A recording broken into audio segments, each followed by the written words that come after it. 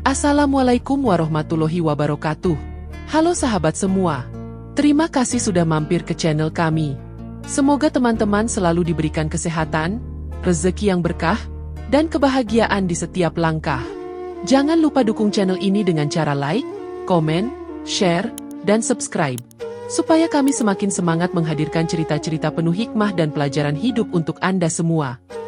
Malam itu masih menyisakan sisa lampu panggung di aula kecil kampung. Hujan tipis baru saja berhenti, udara lembab menempel di dinding-dinding rumah tua milik keluarga Maulana.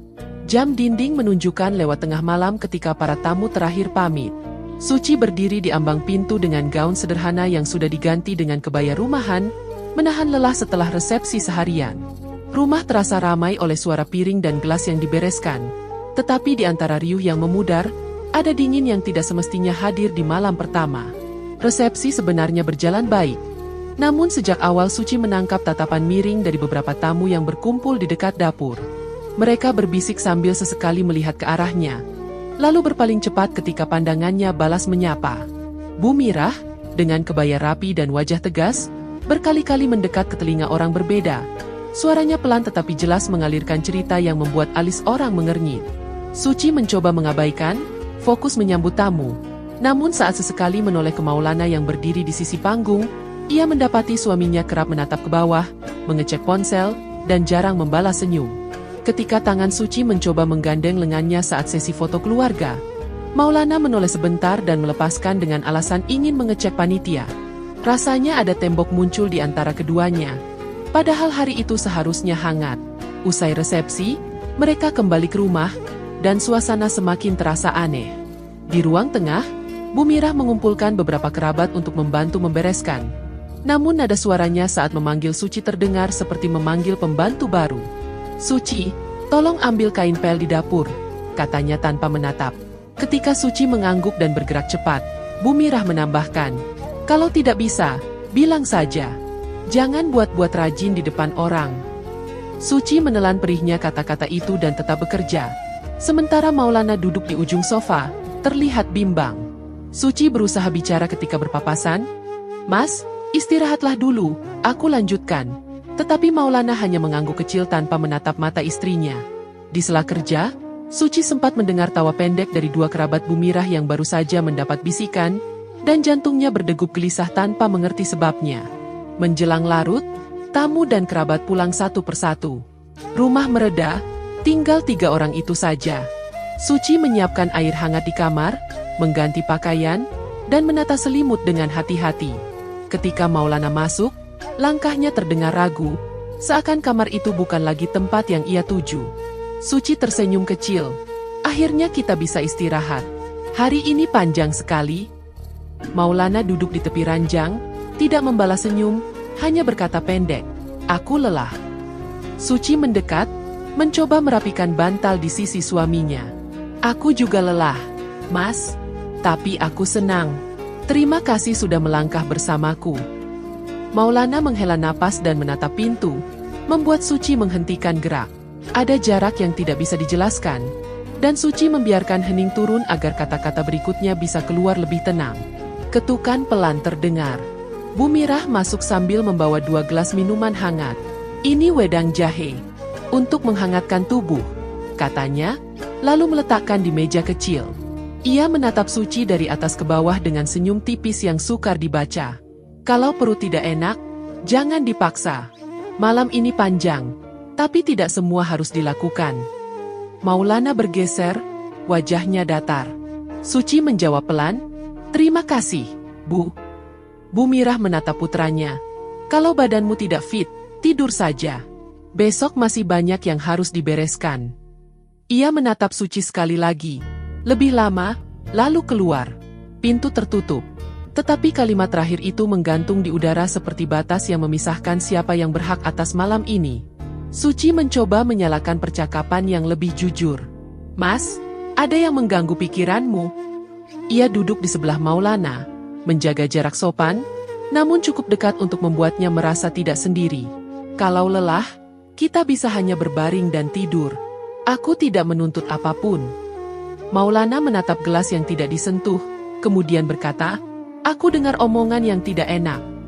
Suci menahan napas. Omongan apa? Maulana menatap singkat, lalu menjawab, tentang kamu. Tentang sebelum kita menikah. Suci mengerutkan kening, bingung dan tersinggung sekaligus. Siapa yang bicara? Aku tidak melakukan hal yang membuatmu harus ragu. Maulana bergeser menjauh. Ibu bilang, ada yang melihatmu sering bersama seorang pria. Ibu bilang, ada yang tidak beres. Aku tidak mau membahas detail. Cuma, aku tidak siap. Suci merasa dadanya sesak. Ia mencoba memegang tangan Maulana untuk menegaskan, tetapi suaminya menarik diri. Mas, dengar aku. Aku datang ke pelaminan dengan hati bersih. Aku tidak menyembunyikan apapun darimu. Jika ada orang bicara, itu tidak benar. Maulana menatap lurus ke dinding. Aku tidak tahu harus percaya siapa. Ibu tidak pernah main-main dengan hal begini. Aku tidak sedang menuduh, tapi aku butuh waktu. Suci berusaha menuntun pembicaraan ke tempat yang lebih aman. Waktu untuk apa? Untuk menilai aku dari gosip? Kenapa tidak dari aku yang ada di depanmu? Suaranya bergetar, bukan karena marah, melainkan karena ketakutan akan jarak yang sedang tumbuh. Maulana mengusap wajah. Sudahlah, aku benar-benar lelah. Suci menahan keinginan untuk menangis dan memilih duduk lebih tegak. Ia tidak ingin malam pertama mereka hancur oleh kalimat yang melukai. Kalau begitu kita tidur saja. Besok kita bicarakan baik-baik. Kita bisa bertanya langsung. Kita bisa klarifikasi. Kita bisa datangi siapapun yang bicara. Aku siap menjelaskan apapun.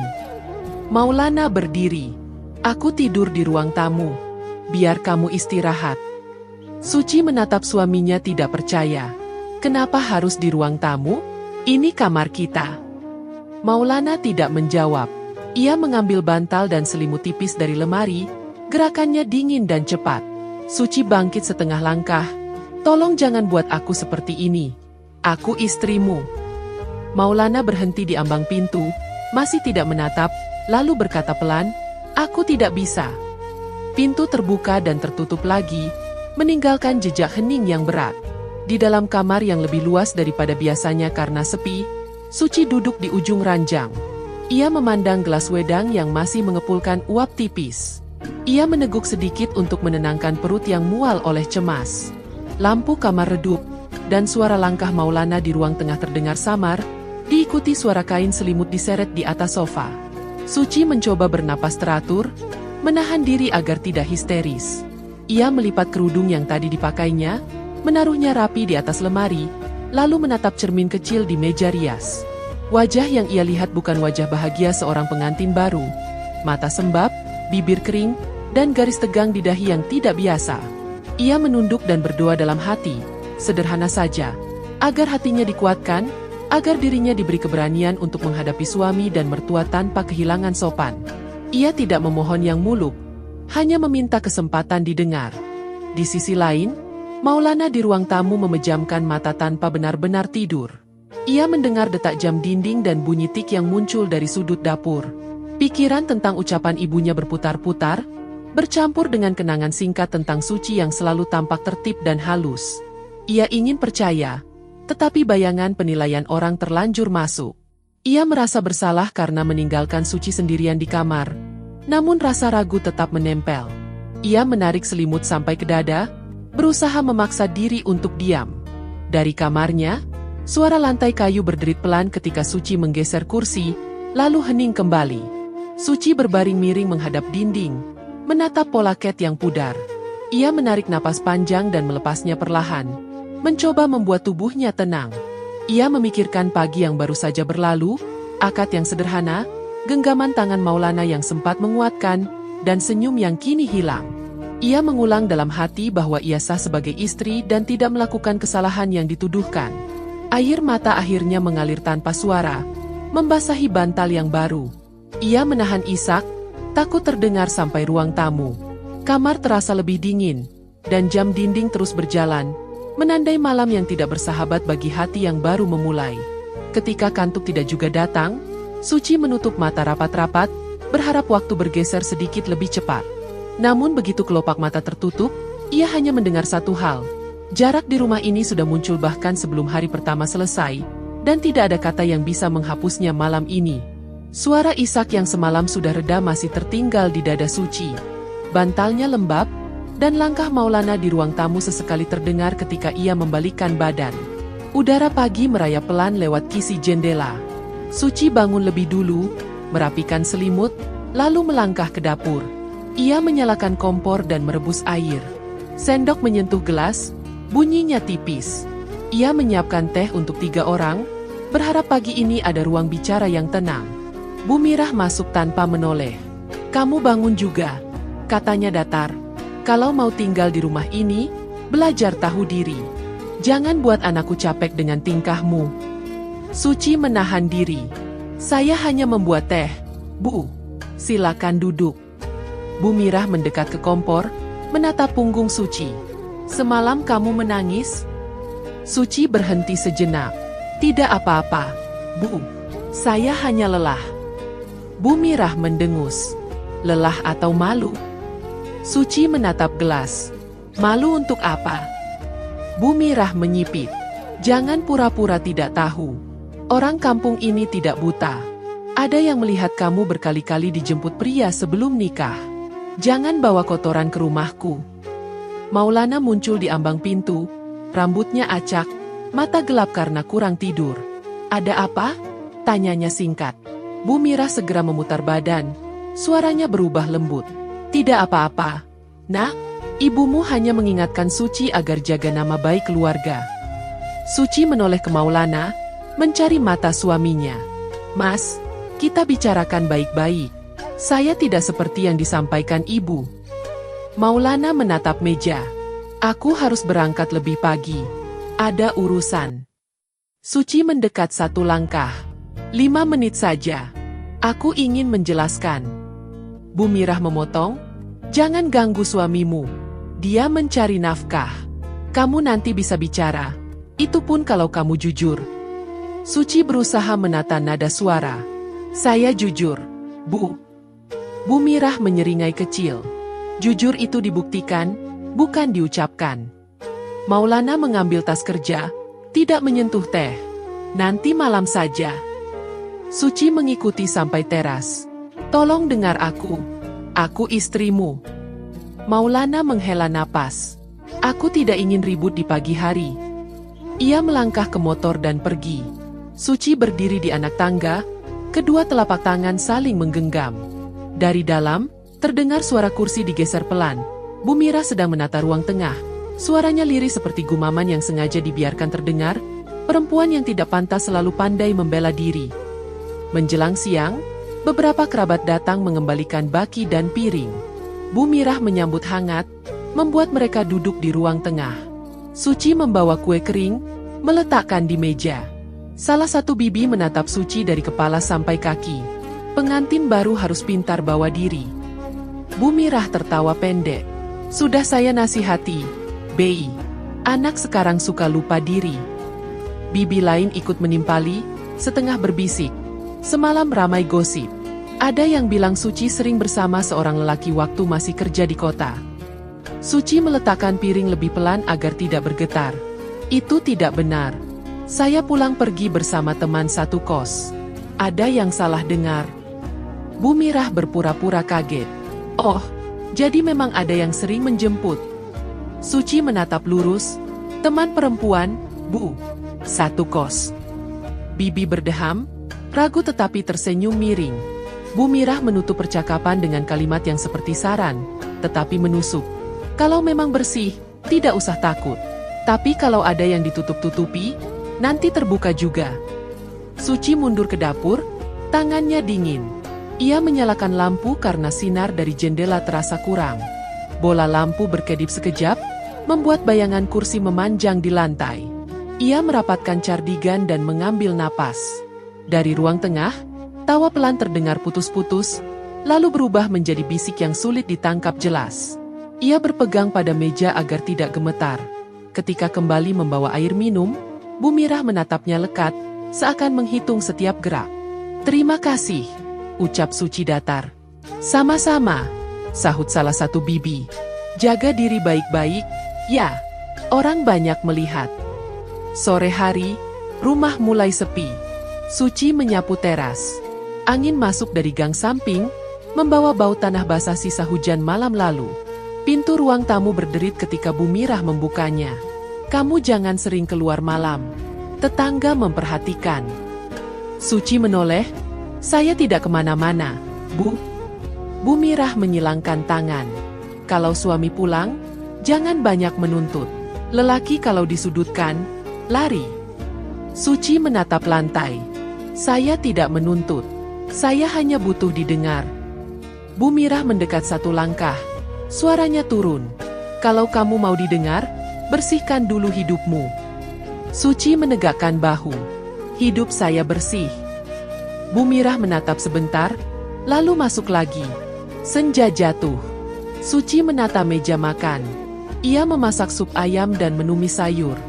Di luar, motor terdengar lalu menghilang. Jam dinding bergerak pelan. Maulana belum pulang. Suci mengirim pesan singkat yang sopan, menanyakan jam pulang. Tidak ada balasan. Lampu ruang tamu meredup sesaat sebelum kembali terang. Suci duduk, menunggu. Suara sepatu akhirnya terdengar di teras ketika malam sudah matang. Maulana masuk, melepas tas, dan langsung mengarah ke kamar mandi. "Mas, makan dulu," ajak Suci. "Nanti," jawabnya pendek. Suci berdiri, mengambil piring, berusaha mencairkan suasana. "Aku buat sup. Rasanya ringan." Maulana keluar dengan rambut basah, mengambil gelas, minum, lalu duduk di ujung sofa. "Aku kenyang," katanya. Suci menatapnya. "Bolehkah kita bicara 15 menit? Tidak ada orang lain. Tolong dengar aku." Maulana menatap ke arah pintu kamar Bu Mirah yang tertutup. "Bicaralah." Suci menarik kursi, duduk di hadapannya. "Ibu menyebut ada yang melihat aku bersama seorang pria. Itu tidak benar. Kalau ada nama, mari kita datangi. Aku siap." Maulana menyandarkan punggung.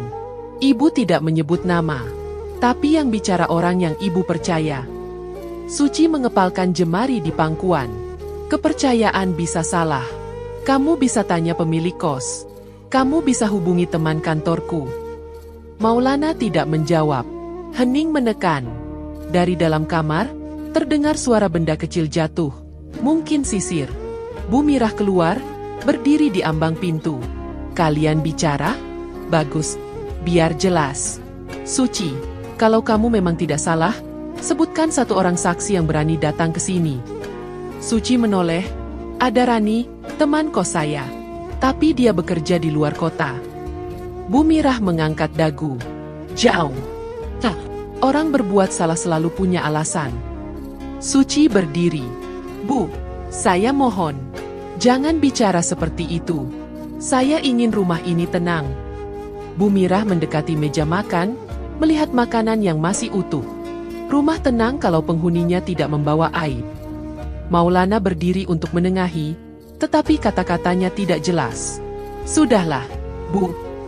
Suci menahan air mata, lalu memutuskan kembali ke dapur. Ia membereskan piring yang belum tersentuh, mengembuskan napas panjang. Kompor yang tadi padam dinyalakan lagi untuk menghangatkan sup, hanya agar tangannya punya kerja. Lampu dapur kembali berkedip pendek. Suci menatap bohlam, merasa tidak nyaman, tetapi memilih diam. Malam makin dalam.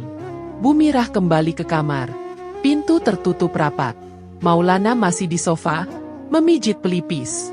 Suci duduk di sisi meja makan, memutar gelas kosong. "Mas, aku mohon, jangan jauhi aku hanya karena kabar yang tidak jelas." Suaranya pelan, tetapi tidak bergetar. Maulana menatap meja. "Aku tidak tahu harus memulai dari mana." Suci mencondongkan badan sedikit. "Mulailah dari aku. Lihat aku. Dengar aku. Kita bukan orang asing." Maulana akhirnya menatap, tapi hanya sebentar. "Aku takut salah langkah." Suci menahan kata yang ingin meledak dan memilih menata ulang kalimatnya. "Kalau kamu salah langkah, kita perbaiki bersama. Jangan jadikan aku lawan." Maulana bangkit. "Aku butuh waktu." Suci mengangguk kecil. "Ambil waktumu. Tapi tolong, jangan biarkan ibu menjelekkan namaku di depan orang." Maulana menghela napas lagi. Aku akan bicara pada ibu pelan-pelan. Suci menatap gerak bibir itu, tahu janji itu ringan, tetapi ia tidak ingin bertengkar. Terima kasih. Maulana berjalan ke kamar mandi lagi, seolah mencari jeda dari percakapan. Suci mematikan kompor, menutup panci, dan memadamkan lampu dapur. Ketika ia melangkah ke ruang tengah, bohlam ruang tamu mengerjap sekali lagi, menimbulkan bayangan singkat di dinding. Suci berhenti di tempat, menunggu terang kembali mantap. Ia melirik ke arah lorong kamar Bu Mirah yang gelap. Tidak ada suara. Hanya jam dinding yang terus melaju. Suci masuk ke kamar dan duduk di tepi ranjang. Ia menggenggam kedua tangan, merasakan perih di punggung telapaknya sendiri. Ia memikirkan kata-kata yang barusan terucap, mencoba mencari kalimat mana yang terlalu keras dan mana yang harusnya ia tahan. Pintu kamar tidak terkunci, tetapi ia tidak ingin menutupnya rapat. Ia ingin Maulana bisa masuk kapan saja kalau ingin bicara. Dari ruang tamu, bunyi langkah suaminya terdengar pelan, maju mundur beberapa kali, lalu hening lagi. Udara malam terasa berat. Suci merebahkan tubuh, menatap langit-langit, dan memaksa matanya tetap terbuka. Ia tidak ingin kembali pada isak semalam. Ia hanya ingin kepalanya jernih. Namun yang hadir justru rasa pekat yang sulit dijelaskan. Seperti suasana rumah ini menolak untuk damai. Ia menarik selimut sampai perut, memalingkan wajah ke sisi kosong ranjang, dan menahan napas agar tidak pecah. Malam berjalan tanpa suara panjang, dan yang tertinggal di dadanya hanya satu hal yang belum selesai. Harga diri yang harus ia jaga ketika kata-kata orang terus menusuk dari segala arah. Suci masih terbaring di ranjang dengan mata terbuka lebar. Malam sebelumnya ia berjanji pada dirinya sendiri untuk tetap tenang. Ia menolak kembali larut dalam tangis seperti malam pertama, walau hatinya masih penuh sesak. Saat fajar menyelinap lewat celah jendela, ia bangkit, merapikan selimut, lalu masuk ke dapur. Ia ingin membuktikan bahwa dirinya layak, bahwa ia bisa jadi istri yang baik, apapun omongan Bu Mirah. Suara sendok beradu dengan panci membuat rumah sedikit hidup. Ia memasak lebih serius malam itu, berniat menyiapkan hidangan yang istimewa. Menjelang senja, aroma masakan memenuhi ruang tengah. Suci menata meja makan dengan hati-hati. Nasi hangat, sup bening, ayam goreng, dan sambal yang ia tahu Maulana suka. Ia berdiri sebentar di depan meja, menenangkan napas. Ketika suara motor Maulana terdengar di halaman, jantungnya berdetak kencang. Ia menyambut di teras dengan senyum kecil. Aku sudah siapkan makan malam. Mari kita makan bersama. Maulana menaruh helm di meja dan melirik ke dalam rumah. Nanti saja. Aku sudah makan di luar. Kalimat itu menghantam Suci lebih keras dari yang ia duga. Mas, hanya sebentar. Aku masak khusus untuk kita berdua. Suaranya lirih, mencoba memohon. Maulana menepis dengan gelengan kepala. Aku tidak lapar. Bu Mirah yang baru saja keluar dari kamar langsung menatap meja. Wah, lengkap sekali. Suci, kamu mau apa dengan semua ini? Nada bicaranya sinis, seolah ada maksud tersembunyi. Aku hanya ingin keluarga kita makan bersama, jawab Suci hati-hati. Bu Mirah tersenyum tipis. Atau kamu ingin mengikat anakku dengan cara seperti ini? Perempuan pandai memasak bukan berarti hatinya bersih. Suci menunduk, menggenggam kain celemek agar tangannya tidak gemetar. Aku tidak punya maksud lain, Bu. Maulana hanya diam, duduk di sofa sambil membuka ponsel. Suci menatapnya dengan harap. Mas, setidaknya cicipi sedikit. Maulana tidak menoleh. Aku sudah bilang kenyang.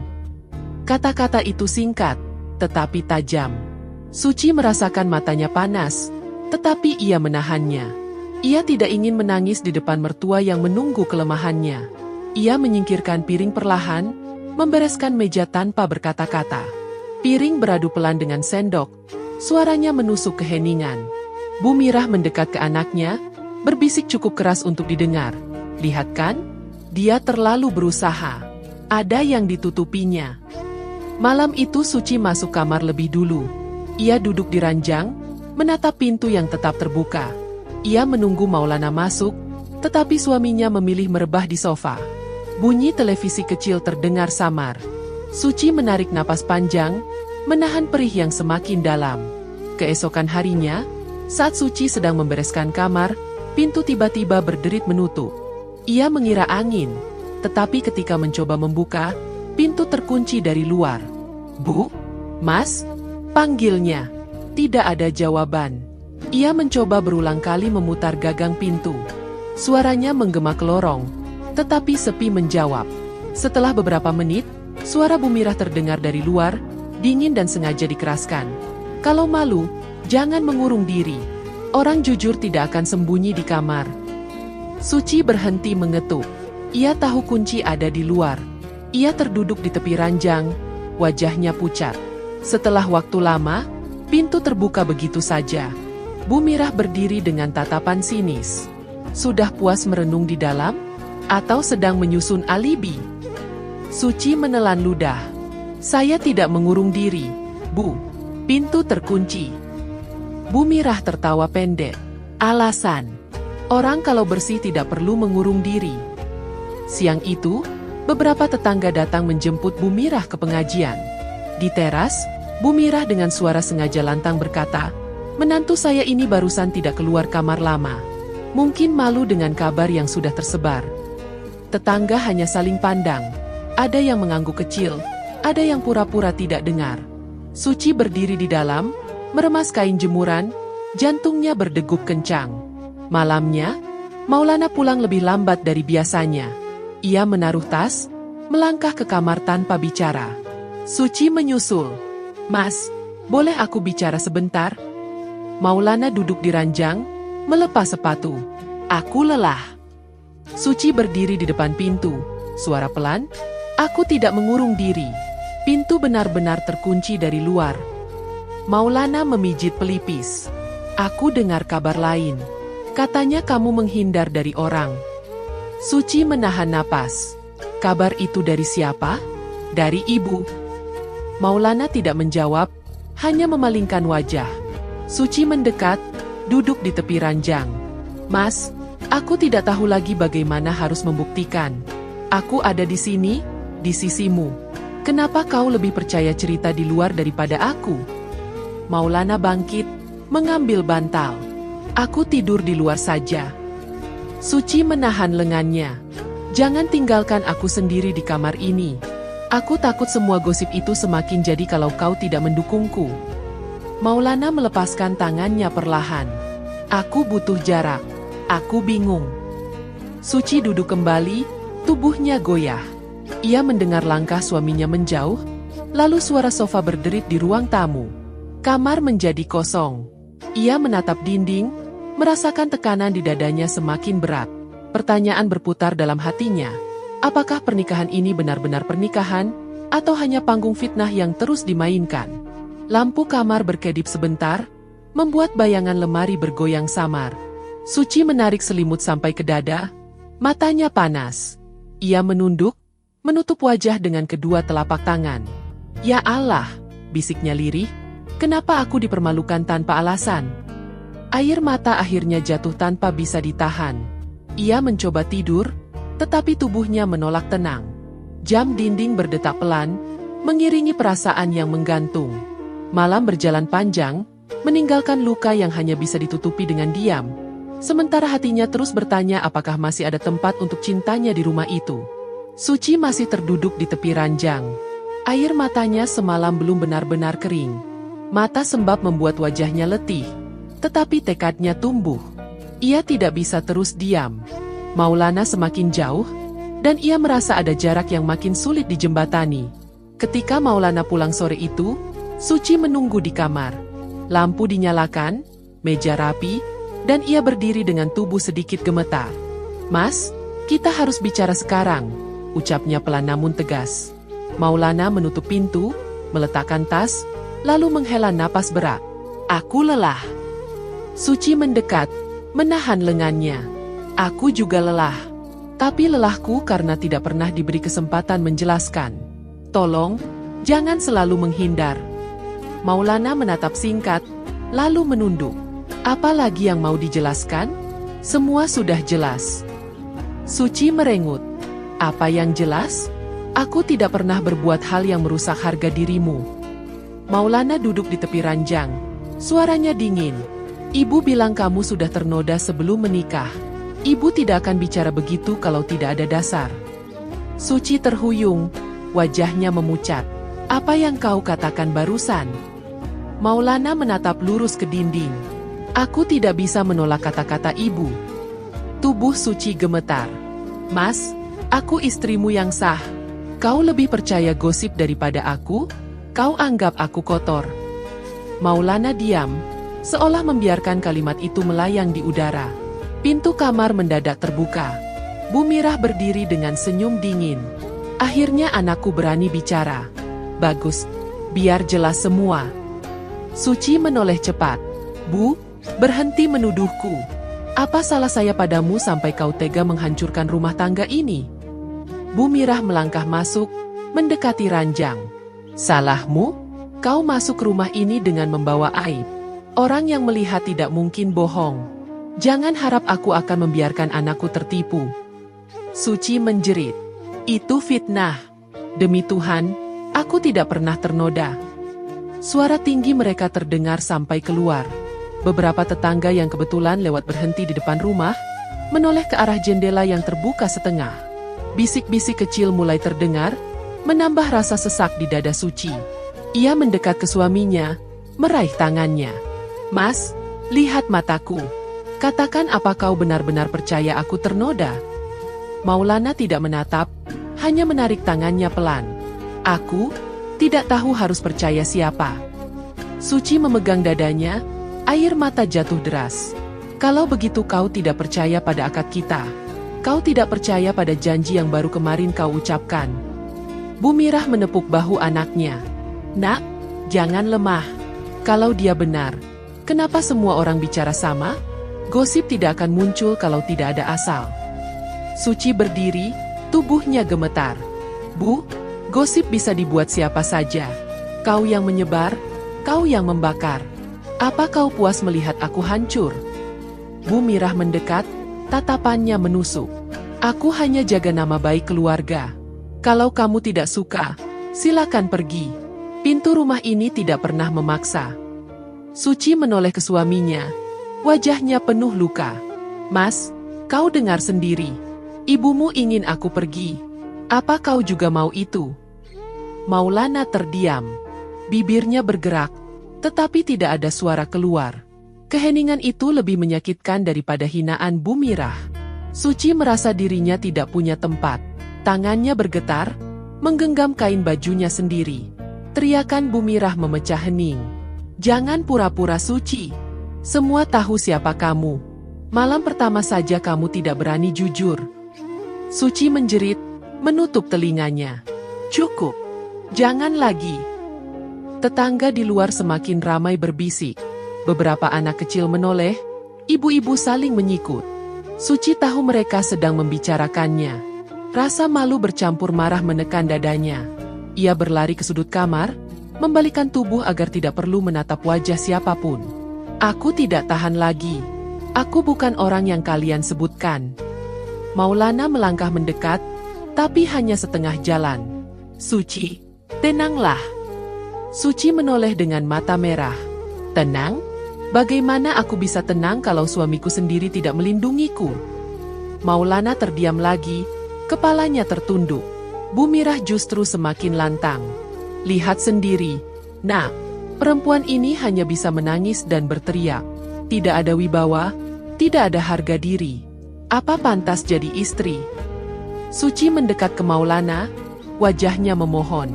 Mas, hanya kau yang bisa hentikan ini. Katakan sesuatu. Bela aku, sekali saja. Maulana menutup mata sebentar, lalu berkata lirih, aku tidak bisa melawan ibu. Kata-kata itu membuat lutut Suci lemas. Ia terduduk di lantai, tangisnya pecah. Suara isaknya bercampur dengan bisik-bisik di luar jendela. Bu Mirah mendengus puas. Kalau kamu mau bertahan di rumah ini, buktikan dirimu bersih. Kalau tidak, jangan berharap aku menerima. Suci menunduk, tubuhnya berguncang. Dalam hatinya, pertanyaan besar muncul tanpa jawaban. Bertahan demi cinta yang tidak lagi berpihak, atau pergi demi menjaga sisa harga diri. Malam semakin larut. Lampu kamar bergetar sebentar, bayangan bergerak di dinding. Suci menutup wajahnya dengan kedua tangan, suara tangisnya tercekik. Maulana berdiri kaku, tidak bergerak. Bu Mirah memandang mereka berdua dengan tatapan dingin. Keheningan yang mengikuti terasa panjang, menusuk batin. Dan di dalam hati Suci, ada luka baru yang membuatnya bertanya-tanya, apakah masih layak ia berharap pada rumah tangga yang hanya dihiasi tuduhan. Tangis Suci masih menggema di kamar ketika ketegangan malam itu belum benar-benar reda. Tubuhnya gemetar di lantai, dan tatapan Maulana yang kosong masih membekas di benaknya. Ia berharap pagi membawa sedikit kehangatan, namun yang datang justru dingin yang menusuk. Suara batuk Maulana terdengar dari ruang tengah, membuat Bu Mirah keluar dari kamar dengan wajah cemas pura-pura. "Anakku sakit karena menanggung malu," katanya lantang, sengaja agar terdengar oleh Suci yang masih di kamar. Suci keluar perlahan, matanya sembab. "Maulana sakit karena lelah, Bu. Jangan menyalahkan saya." Bu Mirah menoleh tajam. "Jangan berani membantah. Semua ini salahmu. Sejak kamu masuk rumah ini, tidak ada tenang. Anak saya jatuh sakit karena memikirkan omongan orang tentangmu." Suci menatap Maulana yang duduk lemah di sofa. "Mas, dengarkan aku. Aku tidak pernah membuatmu malu. Jangan percaya tuduhan itu." Maulana hanya mengusap kening, wajahnya pucat. "Aku tidak sanggup dengar lagi. Suci, aku butuh tenang." Bu Mirah melipat tangan di dada. "Kalau begitu, keluarkan dia dari rumah ini. Jangan biarkan aib terus tinggal di sini." Suci terperanjat. "Bu, jangan begitu. Aku istri sah Maulana." Bu Mirah menatap lurus dengan nada keras. "Istri sah tidak membuat suami sakit. Istri sah tidak menimbulkan gosip setiap hari. Kamu hanya membawa sial. Pergi dari rumah ini sekarang juga." Beberapa tetangga yang lewat berhenti di depan pagar, menoleh penasaran karena suara Bu Mirah begitu keras. Bisik-bisik mulai terdengar, menambah rasa perih di hati Suci. Suci melangkah mendekat ke Maulana, memegang tangannya. "Mas, katakan sesuatu. Kau tahu aku tidak salah." Maulana menunduk, tidak berani menatap istrinya. Aku tidak bisa melawan ibu." Suci terdiam, lalu air matanya mengalir deras. "Jadi kau biarkan aku diusir begitu saja? Setelah semua janji di hadapan saksi?" Bu Mirah menepuk meja, membuat suara keras menggema. "Jangan banyak bicara. Kemas barang-barangmu sekarang. Aku tidak mau lagi ada perempuan yang membuat rumah ini kotor." Suci berdiri kaku. Dadanya sesak, kakinya lemah. Ia menoleh ke arah Maulana sekali lagi, berharap ada keberanian dari suaminya. Namun yang ia dapat hanyalah wajah yang semakin tunduk. Dengan langkah berat, ia masuk ke kamar. Tangannya gemetar saat meraih koper kecil di bawah ranjang. Ia memasukkan pakaian seadanya, lipatan tidak rapi karena air matanya mengaburkan pandangan. Di luar, suara tetangga semakin jelas. "Kasihan, baru menikah sudah ribut." Ada pula yang berbisik, "Mungkin benar apa kata ibunya, menantunya memang tidak beres." Bu Mirah berdiri di ambang pintu kamar, mengawasi. "Cepat, jangan pura-pura lambat. Aku tidak ingin melihatmu di rumah ini lagi." Suci berhenti sejenak, memandang Bu Mirah dengan mata merah. "Bu, dosa besar menuduh orang tanpa bukti." Bu Mirah menyeringai. "Kalau kamu benar, buktikan di luar sana. Jangan di rumahku."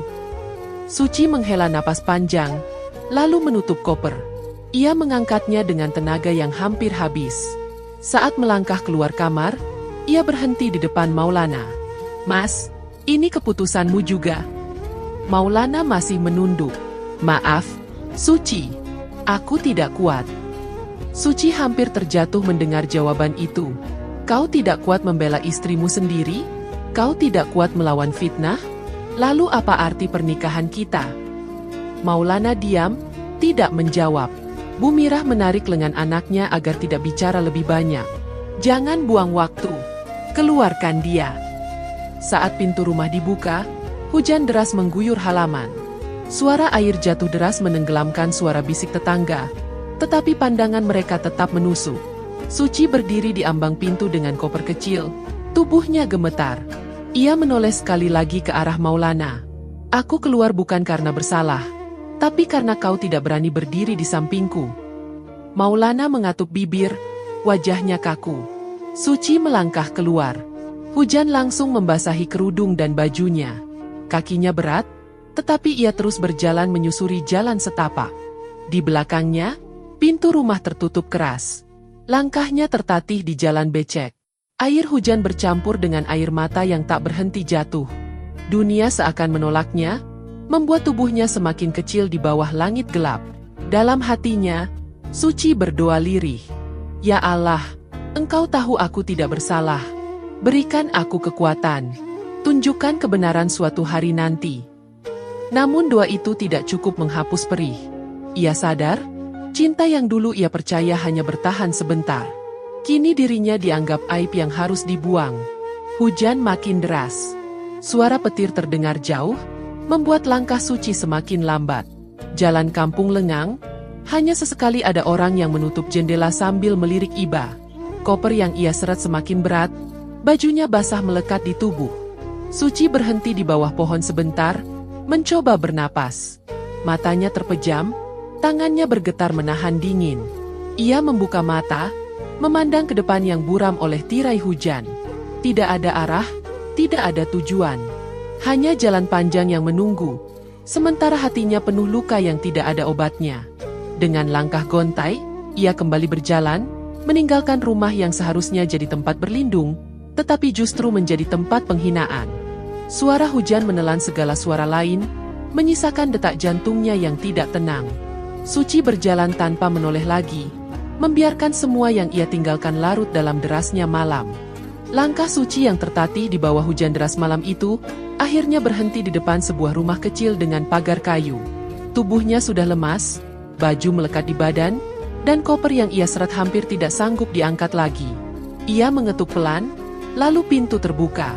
Rania, sahabat lamanya sejak sekolah, terkejut melihatnya. Suci?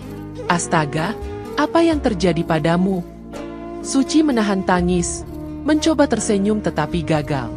Aku diusir, Ran.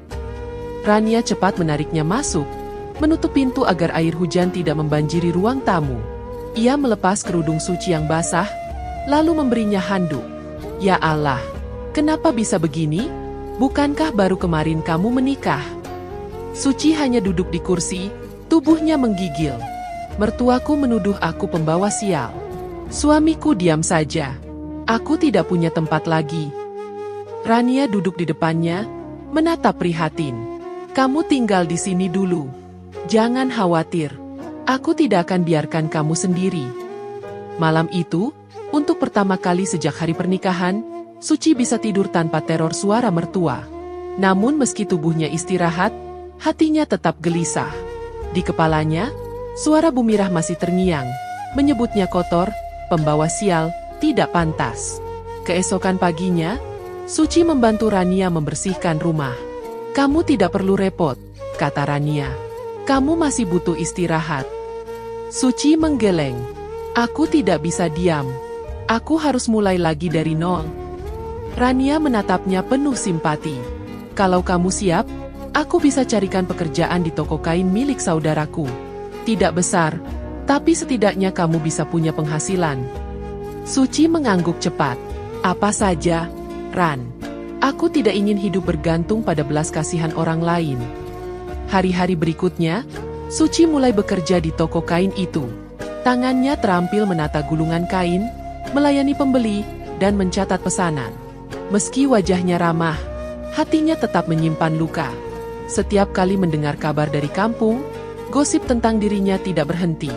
Ada yang mengatakan ia diusir karena berselingkuh, ada pula yang menuduhnya mencuri uang suaminya. Suatu sore, ketika toko hampir tutup, seorang pelanggan berbisik pada rekannya sambil melirik ke arah Suci. Itu kan yang diusir dari rumah suaminya? Katanya dia perempuan nakal. Suci pura-pura tidak dengar, tetapi telinganya panas. Setelah pelanggan pergi, Rania mendekat. Jangan pedulikan mereka. Orang hanya pandai menambah cerita. Suci menunduk. Ran, kenapa aku harus menanggung semua ini?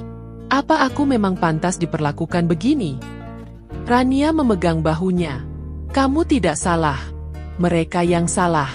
Kamu hanya perlu terus berdiri. Biar waktu yang membuktikan. Di sisi lain, rumah Maulana tidak lagi tenang.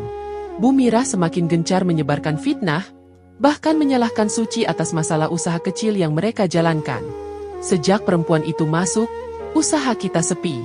Dia pembawa sial, ucapnya di depan tetangga. Tetangga mulai muak dengan omongannya. Suatu malam, Bu Mirah terlibat adu mulut dengan seorang ibu di gang. Jangan seenaknya menuduh, Bu Mirah. Kalau usaha sepi, ya karena pelayananmu buruk, bukan karena menantu, kata tetangga itu. Bu Mirah membalas dengan suara tinggi, membuat suasana gaduh. Maulana yang mendengar pertengkaran itu hanya bisa menunduk. Malu menelannya sendiri. Di dalam hatinya, ia mulai merasa sesak. Ia teringat pada wajah Suci yang menangis saat keluar rumah, dan bisikan hati kecilnya berkata bahwa ia salah. Namun lidahnya tetap keluh, tidak mampu membantah ibunya. Sementara itu, Suci semakin sibuk bekerja. Ia jarang punya waktu untuk meratapi nasib.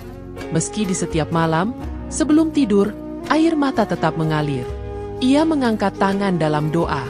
Ya Allah, Engkau tahu aku tidak bersalah. Jika aku kuat, izinkan aku terus bertahan.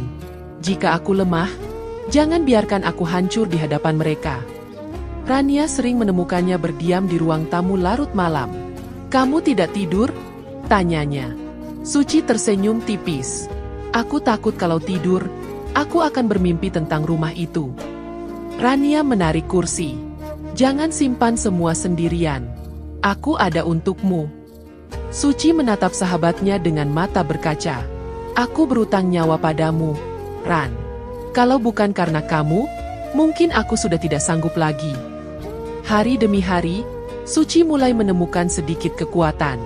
Ia belajar mengabaikan tatapan sinis, belajar berdiri tegak walau gosip masih beredar.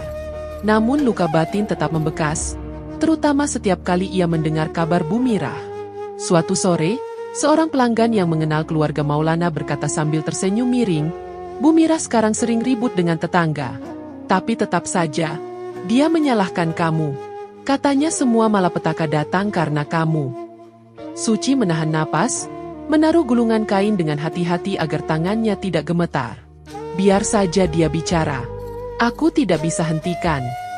Namun dalam hatinya, rasa marah bercampur doa terus membara.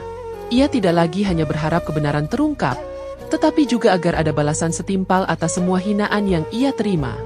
Malam itu, ketika toko sudah tutup, Suci berjalan pulang bersama Rania. Jalanan sepi, hanya suara serangga malam menemani. Rania menoleh. Aku bangga padamu, Suci. Kamu lebih kuat daripada yang kamu kira. Suci menatap langit gelap. Aku kuat karena tidak punya pilihan lain. Kalau aku jatuh, aku akan diinjak lebih dalam. Jadi aku harus berdiri. Di dalam hati, ia sadar luka itu tidak akan hilang cepat. Tetapi ia juga tahu, setiap langkah kecil yang ia ambil adalah perlawanan terhadap fitnah yang menjeratnya. Ketika ia masuk rumah Rania malam itu, udara terasa berat. Suci menutup pintu, bersandar sebentar, lalu menutup mata. Doa terucap lagi. Kali ini lebih dalam, lebih khusyuk. Ia tahu dirinya tidak sendiri. Meski rasa perih masih menusuk, namun batinnya tetap berguncang, karena ia sadar kebenaran belum berpihak. Ia hanya bisa menunggu, sambil menahan sakit yang setiap hari terus ditambah oleh gosip orang. Malam itu, ia berbaring dengan mata terbuka, menatap langit-langit yang redup, menyadari bahwa perjalanannya masih panjang dan luka dalam dirinya belum menemukan jawabannya. Malam itu Suci masih terjaga di kamar sempit rumah Rania. Tubuhnya lelah seharian bekerja, tetapi pikirannya tidak bisa berhenti berputar. Doa yang ia panjatkan setiap malam kini seperti menjawab terlalu cepat. Sejak beberapa hari terakhir, kabar yang sampai ke telinganya bukan lagi sekadar gosip, melainkan berita tentang usaha Maulana yang merugi. Ia teringat kata-katanya dalam doa, memohon agar orang-orang yang menzaliminya diberi balasan setimpal. Sekarang ia mulai resah, apakah dirinya terlalu keras berdoa? Di sisi lain, di rumah itu, Maulana duduk di ruang tamu dengan wajah pucat. Kertas kontrak yang gagal diteken masih berserakan di meja. Kenapa bisa batal? gumamnya lirih. Telepon genggamnya berbunyi. Salah satu rekan bisnis menjawab dengan nada dingin. Kami tidak bisa melanjutkan kerjasama. Nama baikmu dipertanyakan. Kami tidak ingin ambil risiko. Lalu sambungan terputus. Bu Mirah masuk dengan langkah cepat. Kenapa kamu diam saja? Usaha kita hancur. Semua karena perempuan itu. Maulana mengangkat wajah. Lelah. Suci sudah tidak tinggal di sini. Jangan salahkan dia terus. Bu Mirah menunjuk tajam. Jangan bodoh. Gosip tentangnya masih melekat dengan namamu. Orang melihatmu lemah karena menikahi perempuan macam itu. Kalau kamu ingin bersih, ceraikan dia secara resmi. Maulana terdiam, dada sesak. Bu, aku tidak yakin. Aku tidak yakin apa? Potong Bu Mirah keras. Kalau kamu tetap terikat dengan dia, jangan harap nama kita pulih.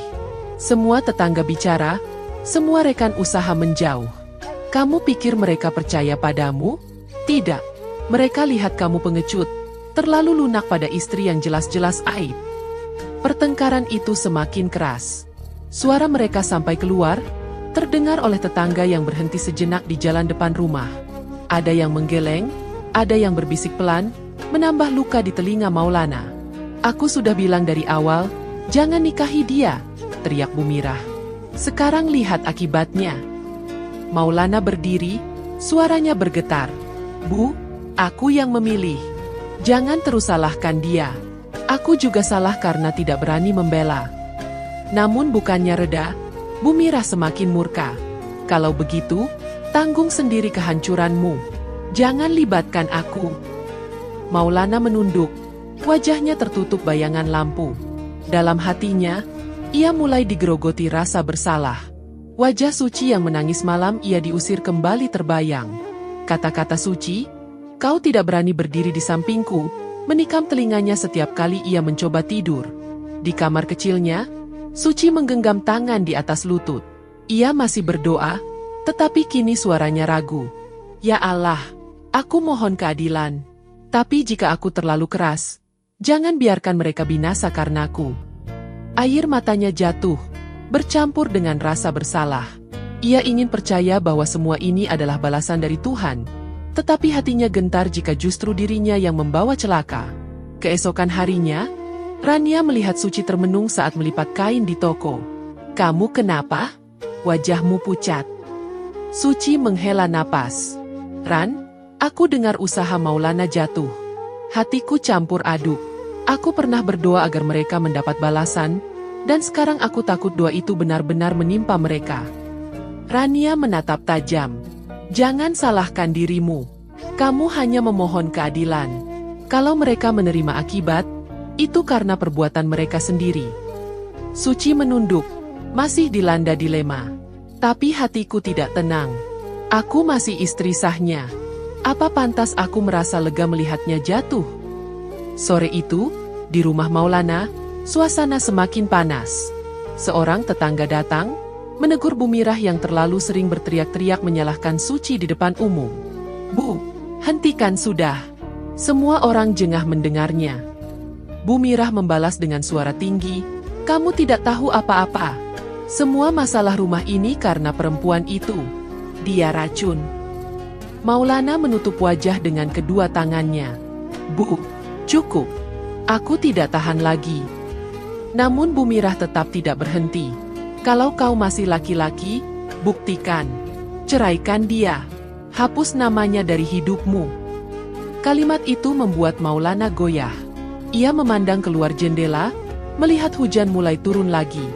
Di hatinya, rasa sesal dan ragu berbaur, menghantam keras. Malam itu, Maulana duduk sendiri di teras. Hujan menetes dari atap, menciptakan suara monoton. Dalam pikirannya, wajah Suci muncul terus-menerus, dengan mata penuh luka saat diusir. Ia menutup mata, berbisik sendiri, apakah aku pantas meminta maaf padanya? Atau semua sudah terlambat? Sementara itu, di kamar kecilnya, Suci memeluk lutut. Doanya kembali terucap, kali ini lirih, penuh keraguan. Ya Allah, aku tidak ingin menjadi penyebab derita mereka. Tapi aku juga tidak sanggup jika kebenaran tak pernah muncul. Malam semakin pekat. Angin membawa suara-suara samar dari kejauhan, membuat hati Suci semakin tidak tenang. Ia berbaring dengan mata tetap terbuka. Batinnya terjepit antara rasa lega dan rasa bersalah. Ketika lampu kamar padam karena listrik tiba-tiba turun sebentar, tubuhnya tersentak. Kegelapan itu membuat pikirannya semakin berisik. Ia menutup mata rapat-rapat, berharap tenang. Namun yang muncul hanya wajah Maulana dan Bu Mirah, terjerat dalam kekacauan yang seolah tak pernah selesai. Dan di dalam hatinya, Suci mulai bertanya dengan perih. Apakah ini tanda balasan dari langit, atau hanya kebetulan yang menyeret semua orang ke jurang yang lebih dalam? Malam itu udara rumah semakin berat. Sejak usaha kecil yang mereka jalankan runtuh, Maulana lebih sering duduk termenung di ruang tamu, memandangi dinding yang mulai lembab. Bu Mirah berulang kali mondar-mandir dengan wajah muram, sesekali mengeluh keras agar tetangga mendengar. Namun malam ini, berbeda. Dari kamar Bu Mirah terdengar suara gaduh. Maulana bergegas masuk dan mendapati ibunya duduk di lantai. Wajah pucat penuh keringat. "Ada apa, Bu?" tanya Maulana cemas. Bu Mirah memegang dada, napasnya memburu. "Aku mimpi, ada perempuan berwajah pucat. Dia berdiri di ujung ranjangku. Menangis. Matanya merah, lalu hilang begitu saja." Maulana menelan ludah. "Itu cuma mimpi, Bu. Jangan terlalu dipikirkan." Namun Bu Mirah menggeleng kuat. "Bukan sekadar mimpi. Aku dengar suaranya. Dia memanggil. Seperti suara Suci." Maulana terdiam. Nama itu membuat dadanya sesak. "Bu, jangan kaitkan semua dengan dia." Bu Mirah menatap anaknya dengan mata ketakutan. "Sejak dia pergi, semua musibah datang. Tapi aku yakin ini ujian, bukan balasan. Aku tidak salah." Maulana tidak menjawab. Malam itu, ketika ia mencoba tidur di kamarnya, tubuhnya mendadak kaku. Napasnya tersengal, seolah ada sesuatu menekan dadanya. Ia berusaha bergerak, tetapi hanya bisa membuka mata sedikit. Dalam bayangan samar, ia melihat sosok perempuan berkerudung berdiri di sudut kamar. Wajahnya pucat, air matanya mengalir, tatapannya lurus menembus dirinya. Maulana berteriak pelan, "Siapa?" Tapi suaranya nyaris tak terdengar. Tiba-tiba tubuhnya terlepas. Ia bisa bangun, tetapi sosok itu hilang. Ia duduk di ranjang, keringat dingin membasahi punggung. Keesokan paginya, Bu Mirah duduk di kursi sambil memegang kepala. "Aku tidak bisa tidur semalaman. Bayangan itu selalu datang." Maulana mencoba meyakinkan. "Mungkin karena kita banyak pikiran. Hutang menumpuk, kontrak batal. Rumah hampir disita. Semua karena masalah dunia, Bu." Namun Bu Mirah keras kepala. "Jangan salahkan aku. Semua ini tetap salah Suci. Dia perempuan pembawa sial. Kalau saja dari dulu kamu mendengar nasihatku, tidak akan begini." Suara mereka terdengar sampai luar. Beberapa tetangga yang lewat hanya saling pandang dan berbisik. "Itu karma," kata salah satunya pelan. "Bu Mirah terlalu banyak fitnah. Sekarang balasannya datang." Sejak itu, semakin sedikit tetangga yang mau singgah. Bahkan ada yang pura-pura menutup pintu jika melihat Bu Mirah. Malam berikutnya, kejadian aneh kembali terulang. Maulana terbangun oleh suara isak di luar kamarnya. Ia membuka pintu, lorong rumah gelap. Dari kamar ibunya terdengar teriakan, "Pergi! Jangan ganggu aku!" Maulana masuk dengan panik. Bu Mirah berdiri di sudut kamar, menunjuk ranjang. "Dia ada di sana. Dia duduk di ranjangku." Maulana memeluk ibunya, meski tubuhnya sendiri gemetar. "Bu, tidak ada siapa-siapa." Dia menatapku. "Nak." Matanya merah, wajahnya pucat.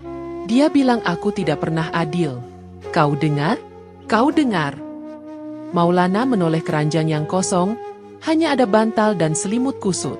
Ia menelan ketakutan itu sendirian. Hari-hari berikutnya, beban semakin berat. Penagih hutang datang hampir setiap sore, mengetuk pintu dengan suara keras. "Bayar.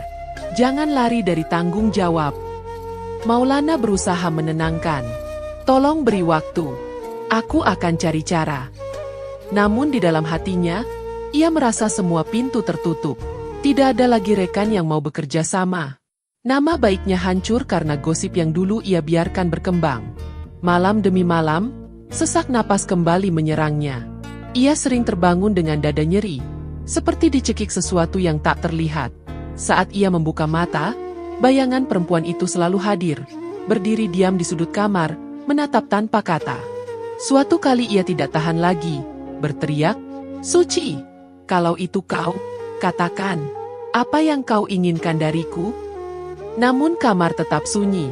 Hanya detik jam yang terdengar. Bu Mirah semakin terpuruk. Ia jarang keluar kamar, wajahnya pucat, matanya cekung. Tetapi bibirnya tetap menyalahkan. "Ini bukan salahku. Aku hanya menjaga nama keluarga. Kalau orang menuduhku, biarkan saja. Aku tidak salah." Maulana menatap ibunya, perasaan campur aduk. "Bu, apa mungkin ini balasan atas semua yang kita lakukan pada Suci?" Bu Mirah langsung membentak, "Jangan sebut nama itu lagi. Jangan biarkan dia masuk lagi ke dalam hidup kita, bahkan lewat pikiran." Namun malam tetap membawa mimpi buruk. Bu Mirah menjerit, Maulana terbangun dengan sesak, rumah terasa makin pengap. Di dalam hati, Maulana mulai gentar. Ia teringat kembali hari ketika Suci keluar dengan koper kecil di bawah hujan deras. Wajahnya penuh luka. Ia ingin membuang bayangan itu. Tapi setiap kali menutup mata, wajah pucat itu kembali hadir, menangis tanpa suara. Malam semakin larut. Lampu ruang tamu berkedip-kedip sebelum padam sebentar lalu hidup kembali. Maulana duduk di kursi, memegangi kepalanya, napasnya pendek-pendek. Dari kamar, suara ibunya kembali terdengar, kali ini lirih dan ketakutan. "Pergi, jangan ganggu aku lagi." Maulana menutup wajah dengan kedua tangannya. Hatinya berdenyut keras. Tidak tahu lagi mana yang nyata dan mana yang hanya bayangan. Ia mulai bertanya dalam hati, apakah Tuhan sedang benar-benar menghukumnya? Ataukah semua ini hanya permainan pikirannya sendiri yang tidak sanggup menanggung rasa bersalah? Dan ketika suara isak samar kembali terdengar dari lorong rumah, Maulana hanya bisa terdiam, membiarkan ketakutan itu menusuk lebih dalam tanpa jawaban. Malam yang muram itu semakin pekat ketika suara isak lirih masih terdengar dari kamar Bu Mirah. Maulana duduk di ruang tamu dengan kepala tertunduk, matanya merah karena kurang tidur. Tubuhnya lelah, pikirannya kusut, dan dadanya terus diliputi sesak. Ketukan keras di pintu mengejutkannya. Seorang tetangga lama, Pak Karman, masuk dengan wajah serius. "Aku sudah tidak tahan lagi, Maulana," katanya tanpa basa-basi. "Ada hal yang harus kau tahu. Fitnah tentang Suci itu, semuanya bohong." Maulana mendongak, wajahnya tegang. "Apa maksudmu, Pak?" Pak Karman menarik napas panjang. "Dulu aku sering dengar sendiri dari mulut ibumu. Dia sengaja sebarkan cerita buruk tentang Suci karena tidak suka padanya. Tidak ada bukti, tidak ada saksi, hanya kebencian. Semua orang yang kau percaya itu hanyalah gosip yang dibentuk. Suci tidak pernah ternoda." Maulana terdiam. Suara itu seperti menghantam kepalanya. "Jadi, selama ini aku salah?" Pak Karman menatap tajam. "Kau buta karena terlalu percaya pada ibumu. Padahal istrimu tidak bersalah." Kalimat itu membuat tubuh Maulana goyah. Ia menjatuhkan diri ke lantai, wajahnya memucat. "Astaga, apa yang sudah kulakukan?" Bu Mirah yang mendengar percakapan itu dari kamarnya keluar dengan langkah goyah. Wajahnya pucat, tubuhnya gemetar. "Jangan dengarkan dia, Nak. Itu semua hanya fitnah balik untuk menjatuhkan kita." Pak Karman menoleh tajam. "Cukup, Bu Mirah. Kau bisa bohongi tetangga, tapi tidak bisa bohongi hatimu sendiri. Semua orang sudah muak mendengar ocehanmu. Karma sudah menimpa keluargamu, dan sekarang kebenaran terbuka." Bu Mirah terdiam, mulutnya terbuka tetapi tidak ada suara keluar. Tubuhnya mendadak lemas, lalu ambruk di kursi dengan tangan menutup wajah. Maulana mendekat, suaranya parau. "Bu, apa betul semua ini hanya rekayasa?" Bu Mirah menangis terisak. Aku hanya ingin anakku tidak terikat dengan perempuan yang aku anggap tidak sepadan. Aku takut kehilanganmu. Aku tidak pernah menyangka semua akan sejauh ini." Maulana terhuyung mundur. Kepalanya menabrak dinding. Bu, kau hancurkan hidupku. Kau hancurkan hidup Suci. Tangis ibunya makin keras. Aku salah. Aku salah. Malam itu Maulana tidak sanggup tidur. Ia menatap kosong ke langit-langit. Hatinya penuh penyesalan. Bayangan wajah Suci yang penuh luka saat pergi di bawah hujan terus menghantui. Ia memutuskan harus menemukannya. Bagaimanapun caranya. Keesokan harinya, Maulana datang ke rumah Rania. Rania yang membukakan pintu langsung menatapnya dengan dingin. Apa yang kau cari di sini? Maulana menunduk. Aku ingin bertemu Suci. Tolong izinkan. Rania menahan pintu. Setelah semua yang kau lakukan padanya, kau pikir mudah. Suara Suci terdengar dari dalam. Biarkan dia masuk, Ran. Suci keluar dengan wajah tenang. Jauh berbeda dari perempuan yang dulu selalu menangis. Tatapannya tegas, tubuhnya tegak. Ada apa lagi, Maulana? Maulana berlutut, suaranya pecah. Suci, maafkan aku. Semua fitnah itu ternyata bohong. Aku buta, aku pengecut. Aku tidak pernah membelamu. Aku hancur karena kesalahanku sendiri. Air mata menetes dari matanya. Ia menunduk hingga menyentuh lantai. Aku mohon, beri aku kesempatan. Kembalilah padaku. Aku tidak bisa hidup tanpamu. Suci menatapnya lama, lalu berkata pelan tapi tajam. Aku pernah menangis memohon kau percaya padaku. Aku pernah berlutut di hadapanmu agar kau melindungiku. Tapi apa yang kau lakukan? Kau diam. Kau biarkan aku diusir. Kau biarkan aku dipermalukan. Apa sekarang baru kau tahu artinya kehilangan? Maulana terisak, tubuhnya bergetar. Aku menyesal. Suci, aku salah. Aku bodoh. Aku tidak pantas jadi suami. Aku hanya ingin menebus. Suci mengangkat tangan, menghentikan kalimatnya. Penebusanmu tidak akan menghapus luka yang sudah terlalu dalam. Kau tidak hanya melukai tubuhku, tapi juga hatiku, harga diriku. Aku tidak bisa kembali ke rumah yang pernah menolak kehadiranku. Suasana hening. Rania berdiri di belakang Suci, menatap Maulana dengan tajam. Maulana jatuh terduduk, menangis keras. Kalau begitu hukumlah aku dengan penyesalan ini. Aku tidak akan berhenti meminta maaf, meski kau tidak pernah kembali. Suci menghela napas, lalu melangkah ke dalam. Hidupku sekarang sudah berbeda.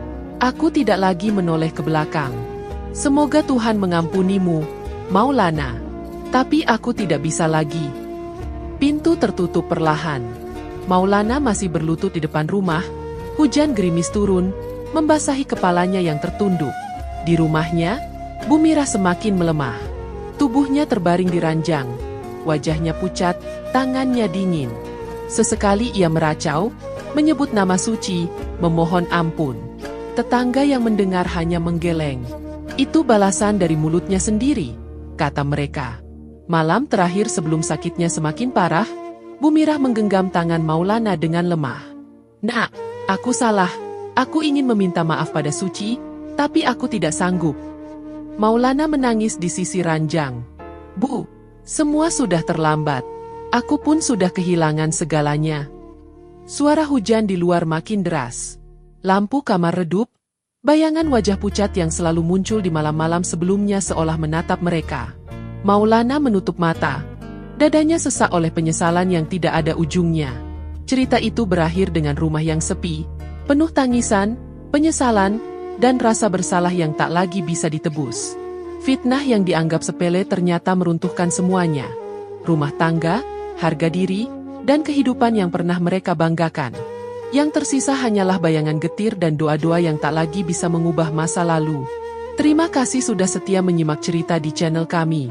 Semoga setiap kisah yang tersaji bukan hanya jadi hiburan, tapi juga pelajaran berharga dalam hidup kita.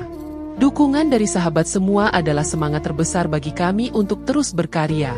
Jangan lupa tinggalkan jejak dengan like, komen, share, dan subscribe agar kita bisa terus bersama di cerita-cerita berikutnya.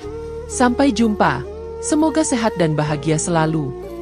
Wassalamualaikum warahmatullahi wabarakatuh.